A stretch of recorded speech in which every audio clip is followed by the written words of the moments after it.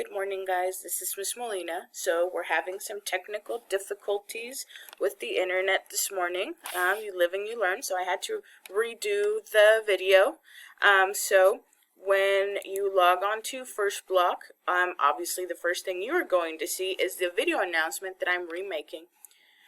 Then you will go to classwork, and if you click on Number the Stars, Chapter 2, it gives you the instructions for today. First, you're to do the figurative language assignment for metaphor under our figurative language topic. Then you will read Chapter 2 on your own, or you can take turns with your family today. And then you will answer questions for Chapters 1 and 2 from Number the Stars and turn that assignment in. So first, we're going to go down to figurative language, and it's the metaphor assignment. You will click on it, and it says there are only 5 questions, so it is a total of 10 points, and once again you're explaining what two things are being compared. So number 1 is your shadow is sunlight on a silver plate. Well, what is being compared? First off, I know it's shadow because the verb is right here, so I would say the shadow is compared to. What is it being compared to? So it would be the rest of the sentence.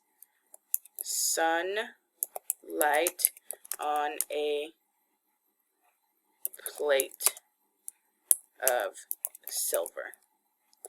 And that's what you will do for the rest of these, okay?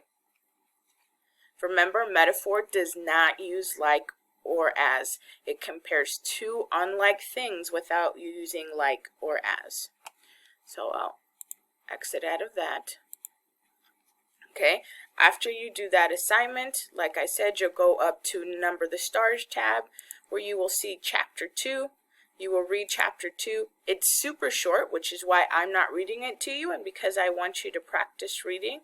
You'll go through the reading, you'll get done with it, and then you will answer questions for Chapters 1 and 2.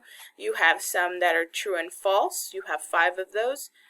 And then you will you'll click Next. You will be required to answer these first, so these are not right, so don't pay attention. So we'll click on that, do Next, and then you will have 2 short answers, okay? And if you have any questions, please shoot me an email, and I will get back to you as quickly as possible. I hope you have a great day. Bye.